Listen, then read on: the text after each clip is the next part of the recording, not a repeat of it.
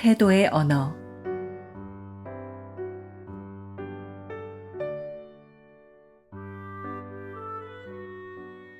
나는 최대한 그가 살아온 시간을 훑고 싶었다. 그래야 기사 한 줄을 쓰더라도 맥락이 실릴 테니까. 그를 최대한 이해해야 기사 역시 폴폴 날리지 않고 독자의 마음에 안착할 것이다. 그러나 그건 기자인 내 욕심이고 인터뷰이가 마음을 열지 않으면 쉽지 않다. 유명인일수록 시간을 재촉하는 경우가 많은 게 사실. 그런데 그는 아니었다. 충분히 인터뷰하도록 나를 배려했다. 채 10년 차가 안 된 기자 김지은은 많이 서툴렀을 거다. 그래서 팍팍하게 굴 수도 있었을 텐데 그는 그러기에 외려 나를 더 편안하게 대했다. 인터뷰어와 인터뷰이가 만났을 때 태도의 언어로 어떻게 공감하고 교유할 수 있는지 그때 배웠다. 마음을 여는 기술은 인터뷰어에게 중요한 덕목이지만 인터뷰이가 마음을 여는 태도 또한 인터뷰의 깊이와 분위기를 좌우한다. 두 태도의 언어가 부딪히지 않고 이어지고 얹어질 때 비로소 공명은 일어난다. 그가 내 손목을 잡은 건 인터뷰를 마치고 사진을 찍으러 바로 옆 스튜디오로 이동할 때였다. 비로소 의자에서 일어난 그가 내 손목에 눈길을 준 거다. 녹음하는 것도 모자라 노트북으로 열심히 쳐가면서 인터뷰했으니 내 손이 궁금했는지도. 인터뷰 현장으로 되돌아가 한 장면 한 장면 회상해 보니 미안한 것이 한두 가지가 아니다. 하필이면 사진기자는 다소 깐깐하고 무뚝뚝하기까지 했다. 그 역시 서투름이다. 그런데도 그는 카메라 앞에서 최선을 다했다. 의상을 한번 바꿔볼까요? 의자도 활용을 할까요? 그를 보면서 이런 것이 프로의 태도구나 생각했다. 예상보다 엄청나게 길어진 인터뷰. 헤어지며 그는 두 손으로 내 손을 사근하고 정겹게 감싸며 인사했다. 아, 오늘 뵈서 좋았어요. 또 봐요, 우리. 그의 까맣고 커다란 눈동자가 내 눈동자에 와닿았다. 그 주 뉴스위크 한국판 표지는 김혜수 씨였다. 배우가 뉴스위크 한국판에 얼굴로 나간 건 역시 드문 일이었다. 그는 기사를 보고 내게 연락해 왔다. 우리는 그 뒤로도 종종 문자 메시지를 주고받았다. 전화번호를 바꿀 때도 그는 나를 잊지 않고 변경 안내 문자 메시지를 보내준다. 어느새 나는 22년 차 기자가 됐다. 그때 약속대로 우리는 바로 만나지는 못했지만 나는 그와 여전히 연결돼 있다고 느낀다. 꼭 연락해야 할 때 위로와 응원을 나눈다. 지난 연말 그가 원톱으로 주연한 드라마 슈룹을 매회 감탄하며 시청했다. 여성연대가 저변에 깔린 드라마의 화법도 마음에 들었지만 그가 맡은 화령이라는 역할이 딱 김혜수 같아서 더 좋았다. 캐릭터가 배우의 본질과 맞아떨어질 때 감동이 어떻게 살아 움직이는지를 그는 증명했다. 자식의 숨통을 틔워줄 줄 아는 현명한 엄마. 내가 가진 걸 나눠 기꺼이 자매의 인생에 손 내밀어 개입하고 연대하는 언니. 욕망하되 불의에 지지 않는 정의로운 여성. 강한 자의 강하고 약한 자의 약한 권력자. 눈의 싸움에서 결코 지지 않는 전략가. 사랑스럽고 귀여운 여인. 그러면서 빈틈 많고 또 그러기를 바라는 한 인간. 사람은 누구나 완벽하지 않아. 어쩌면 이 개영배처럼 작은 구멍이 뚫려 있을지도 모르지. 사실 국모인 나도 구멍이 숭숭 나 있다. 스스로 만족한다면 꽉 채우지 않아도 썩 잘 사는 것이다.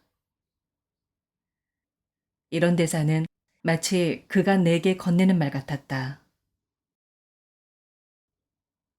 그는 13년 전 그 프로그램의 첫 방송에서 모르는 이야기를 생각 없이 옮기는 MC는 되지 않겠다고 했다.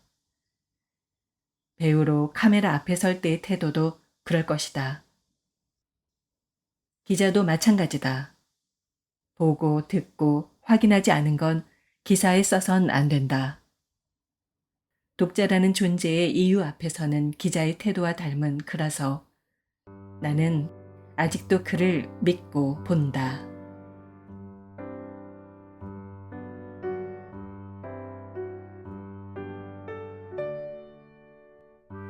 내겐 피겨 국가대표 출신 김연아가 그런 존재다. 꼭 인터뷰하고 싶었고 궁금한 것도 많았다.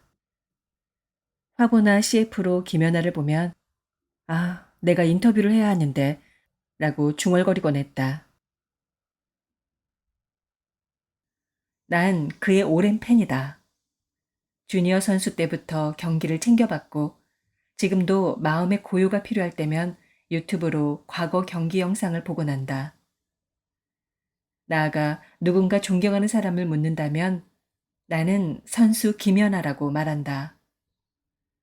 피겨의 주요 대회인 올림픽, 세계선수권, 4대륙 선수권, 그랑프리 파이널에서 모두 우승해서 그랜드 슬램을 달성한 유일한 여성 피겨 선수. 노비스 시절부터 출전한 모든 대회의 시상대에 오른 올 포디움의 역사를 쓴 선수. 그 역사적인 인물이 김연아다.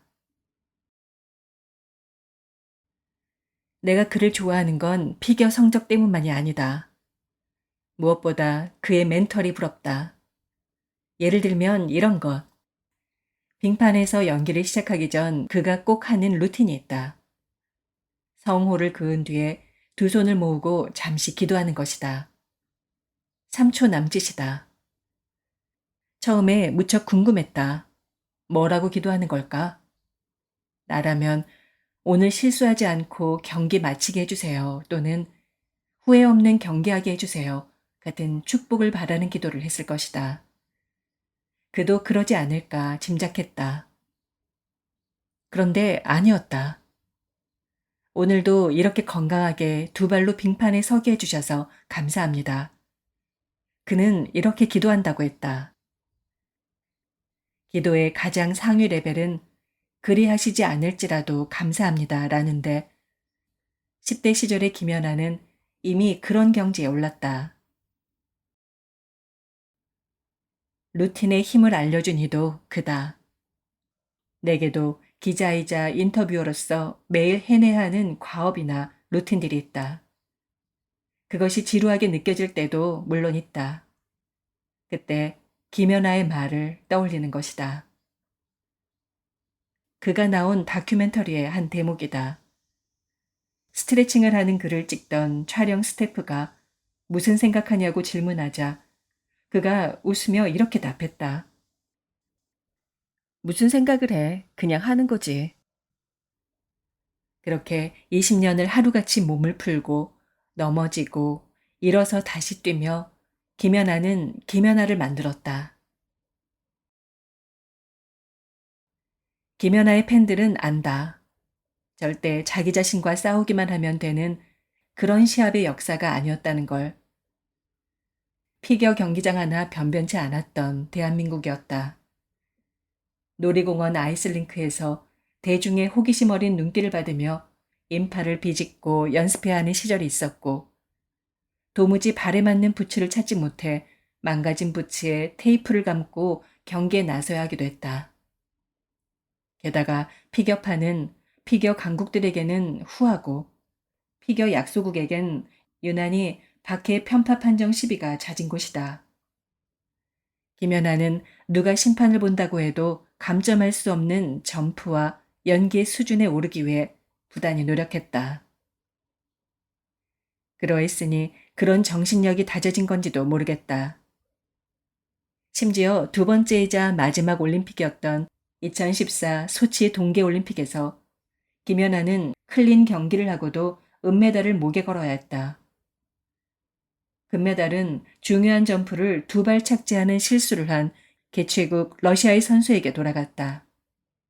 외려 외국 언론들이 더 분개한 사건이다. 나는 분노해서 울고 있는데 김연아는 경기 후 인터뷰에서 말했다. 나보다 금메달이 더 간절한 선수에게 갔다고 생각해요. 그러니 이 도인의 경지에 오른 선수의 시간이 어찌 궁금하지 않을 수 있겠나. 아이스쇼 프로그램 중 Someone Like You를 마친 뒤 펑펑 운 적이 있는데 왜 그랬는지 같은 섬세한 질문부터 빙판에서의 성장기, 피겨만 하느라 포기해야 했던 시간, 그간 경험한 수없는 성공과 실패, 선수가 아닌 자연인 김연아의 미래, 피겨를 넘어선 인생의 꿈까지.